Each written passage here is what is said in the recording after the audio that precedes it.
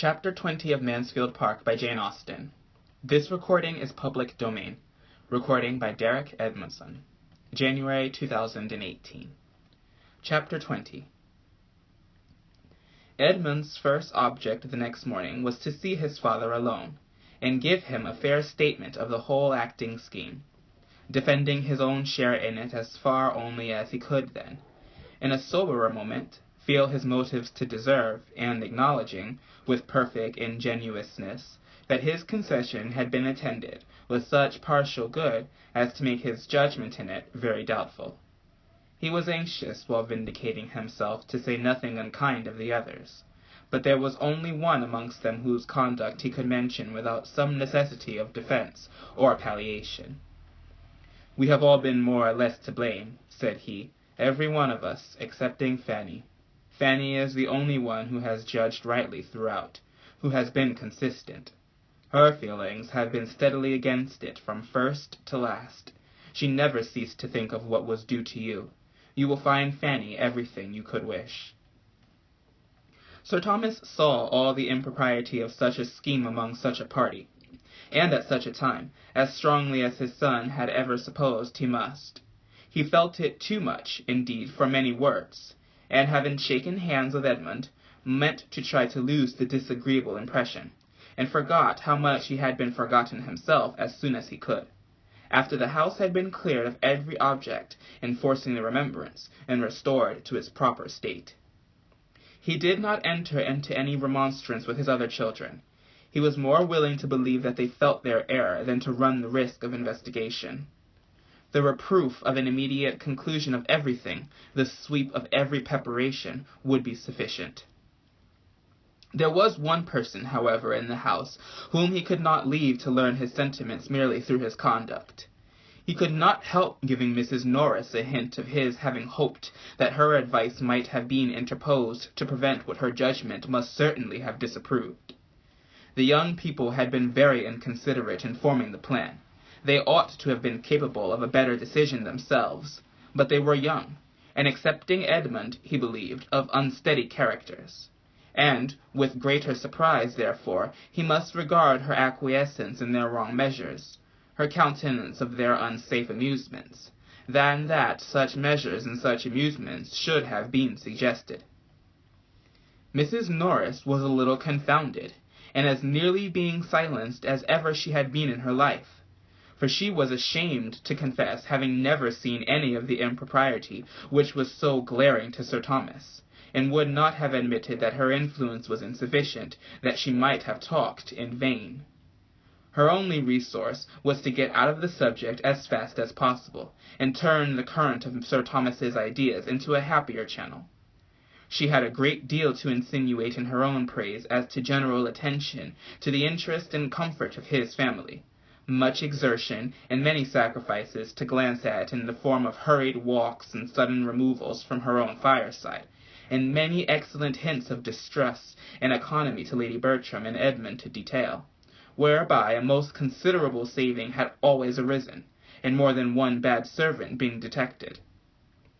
But her chief strength lay in Sotherton. Her greatest support and glory was in having formed the connection with the Rushworths. There she was impregnable. She took to herself all the credit of bringing Mr. Rushworth's attentions of a Maria to an effect. "If I had not been active," said she, "and made a point of being introduced to his mother, and then prevailed on my sister to pay the first visit, I am as certain as I sit here that nothing would have come of it. For Mr. Rushworth is a sort of amiable, modest young man who wants a great deal of encouragement, and there were girls enough on the catch for him if we had been idle. But I left no stone unturned. I was ready to move heaven and earth to persuade my sister, and at last I did persuade her. You know the distance to Sotherton. It was in the middle of winter, and the roads almost impassable, but I did persuade her." "I know how justly great your influence is with Lady Bertram and her children, and am the more concerned that it should not have been." My dear Sir Thomas, if you had seen the state of the roads that day, I thought we should never have got through them, though we had the 4 horses, of course, and poor old coachman would attend us, out of his great love and kindness, though he was hardly able to sit on the box on account of a rheumatism which I had been doctoring him for ever since Michaelmas. I cured him at last, but he was very bad all the winter, and this was such a day I could not help going up to him in his room before we set off to advise him not to venture. He was putting on his wig, so I said, "Coachman, you had better not go. Your lady and I shall be very safe. You know how steady Stephen is, and Charles has been upon the leaders so often now that I am sure there is no fear." But however, I soon found it would not do. He was bent upon going, and as I hate to be worrying and officious, I said no more. But my heart quite ached for him at every jolt, and when we got into the rough lanes about Stoke, where, what with frost and snow upon beds of stone, it was worse than anything you can imagine, I was quite in an agony about him. And then the poor horses, too. To see them straining away, you know how I always feel for the horses. And when we got to the bottom of Sandcraft Hill, what do you think I did? You will laugh at me, but I got out and walked up. I did indeed. It might not be saving them much, but it was something, and I could not bear to sit at my ease and be dragged up at the expense of those noble animals. I caught a dreadful cold, but that I did not regard. My object was accomplished in the visit. I hope we shall always think the acquaintance worth any trouble that might be taken to establish it. There is nothing very striking in Mr. Rushworth's manners, but I was pleased last night with what appeared to be his opinion on one subject. His decided preference of a quiet family party to the bustle and confusion of acting. He seemed to feel exactly as one would wish.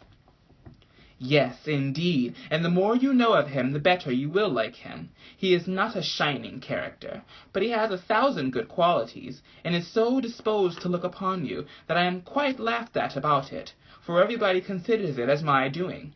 "Upon my word, Mrs. Norris," said Mrs. Grant the other day, "if Mr. Rushworth were a son of your own, he could not hold Sir Thomas in greater respect."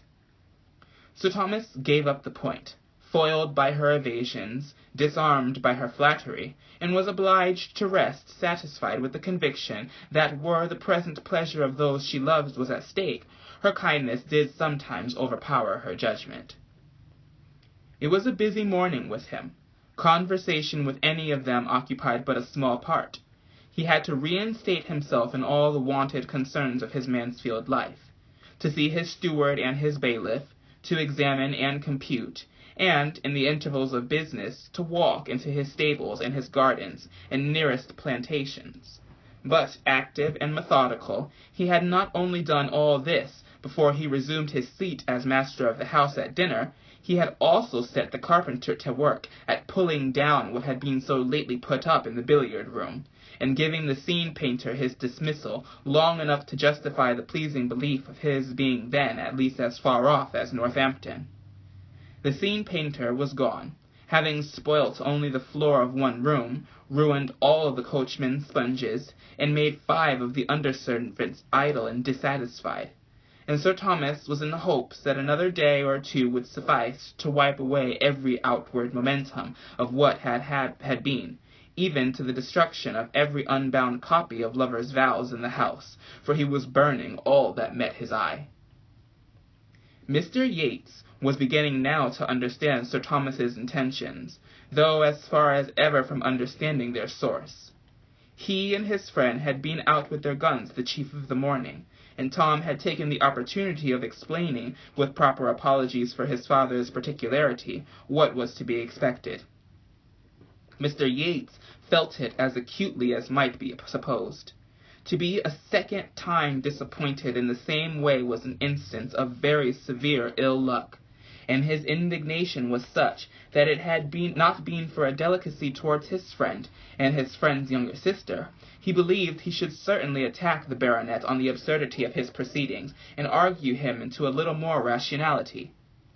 He believed this very stoutly while he was in Mansfield Wood, and all the way home. And there was a something in Sir Thomas, when he sat round the same table, which made Mr. Yates think it wiser to let him pursue his own way, and feel the folly of it without opposition.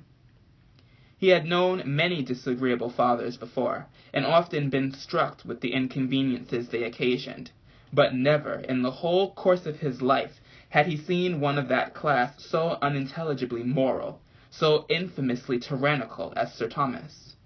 He was not a man to be endured but for his children's sake, and he might be thankful to his fair daughter Julia that Mr. Yates did yet mean to stay a few days longer under his roof.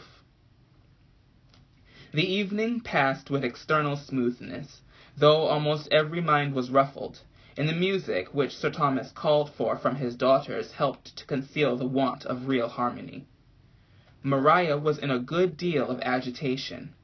It was of the utmost consequence to her that Crawford should now lose no time in declaring himself, and she was disturbed that even a day should be gone by without seeming to advance that point. She had been expecting to see him the whole morning, and all the evening, too, was still expecting him. Mr. Rushworth had set off early with the great news for Surbiton, and she had fondly hoped for such an immediate éclaircissement as might give him the trouble of ever coming back again. But they had seen no one from the parsonage, not a creature, and heard no tidings beyond a friendly note of congratulation and inquiry from Mrs. Grant to Lady Bertram. It was the first day for many, many weeks in which the family had been wholly divided. 24 hours had never passed before since August began without bringing them together in some way or other. It was a sad, anxious day, and the morrow, though differing in the sort of evil, did by no means bring less. A few moments of feverish enjoyment were followed by hours of acute suffering. Henry Crawford was again in the house. He walked up with Dr. Grant, who was anxious to pay his respects to Sir Thomas, and at rather an early hour they were ushered into the breakfast-room, where were most of the family. Sir Thomas soon appeared, and Maria saw with delight and agitation the introduction of the man she loved to her father. Her sensations were indefinable, and so were they a few minutes afterwards, upon hearing Henry Crawford, who had a chair between herself and Tom, ask the latter in an under voice whether there were any plans for resuming the play after the present happy interruption, with a courteous glance at Sir Thomas, because, in that case, he should make a point of returning to Mansfield at any time required by the party. He was going away immediately, being to meet his uncle at Bath without delay. But if there were any prospect of a renewal of lovers' vows, he should hold himself positively engaged. He should break through every other claim. He should absolutely condition with his uncle for attending them whenever he wanted. The play should not be lost by his absence. "From Bath, Norfolk, London, York, wherever I may be," said he, "I will attend you from any place in England at an hour's notice." It was well at that moment that Tom had to speak, and not his sister. He could immediately say with easy fluency, "I am sorry you are going, but as to our play, that is all over, entirely at an end," looking significantly at his father. "The painter was sent off yesterday, and very little will remain of the theatre tomorrow. I know how that would be from the first. It is early for Bath. You will find nobody there." "It is about my uncle's usual time." "When do you think of going?" "I may perhaps get as far as Banbury today." "Whose stables do you use at Bath?" was the next question, and while this branch of the subject was under discussion, Maria, who wanted neither pride nor resolution, was preparing to encounter her share of it with tolerable calmness. To her he soon turned, repeating much of what had been already said, with only a softened air and stronger expressions of regret. But what availed his expressions or his air? He was going, and if not voluntarily going, voluntarily intending to stay away. For, excepting what might be due to his uncle, his engagements were all self-imposed. He might talk of necessity, but she knew his independence. The hand which had so pressed hers to his heart, the hand and heart were alike motionless and passive now. Her spirit supported her, but the agony of her mind was severe. She had not long to endure what arose from listening to language which his actions contradicted, or to bury the tumult of her feelings under the restraint of society, for general civilities soon called his notice from her, and the farewell visit, as it then became openly acknowledged, was a very short one. He was gone. He had touched her hand for the last time. He had made his parting bow, and she might seek directly all that solitude could do for her. Henry Crawford was gone from the house, and within 2 hours afterwards from the parish. And so ended all the hopes his selfish vanity had raised in Maria and Julia Bertram. Julia could rejoice that he was gone. His presence was beginning to be odious to her, and if Maria gained him naught, she was now cool enough to dispense with any other revenge. She did not want exposure to be added to desertion. Henry Crawford gone, she could even pity her sister. With a purer spirit did Fanny rejoice in the intelligence. She heard it all at dinner, and felt it a blessing. By all the others it was mentioned with regret, and his merits honored with due gradation of feeling. From the sincerity of Edmund's too partial regard to the unconcern of his mother speaking entirely by rote, Mrs. Norris began to look about her, and wondered that his falling in love with Julia had come to nothing, and could almost fear that she had been remiss herself in forwarding it. But with so many to care for, how was it possible for even her activity to keep pace with her wishes? Another day or two, and Mr. Yates was gone likewise. In his departure, Sir Thomas felt the chief interest.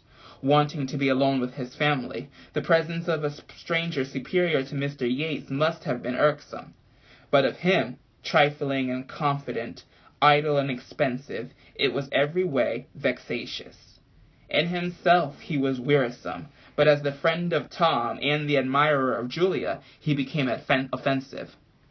Sir Thomas had been quite indifferent to Mr. Crawford's going or staying, but his good wishes for Mr. Yates's having a pleasant journey, as he walked with him to the hall door, were given with genuine satisfaction. Mr. Yates had stayed to see the destruction of every theatrical preparation at Mansfield, the removal of everything appertaining to the play. He left the house in all the soberness of its general character, and Sir Thomas hoped, in seeing him out of it, to be rid of the worst object connected with the scheme, and the last that must be inevitably reminding him of its existence. Mrs. Norris contrived to remove one article from his sight that might have distressed him. The curtain, over which she had presided with such talent and such success, went off with her to her cottage, where she happened to be particularly in want of green baize. End of chapter 20.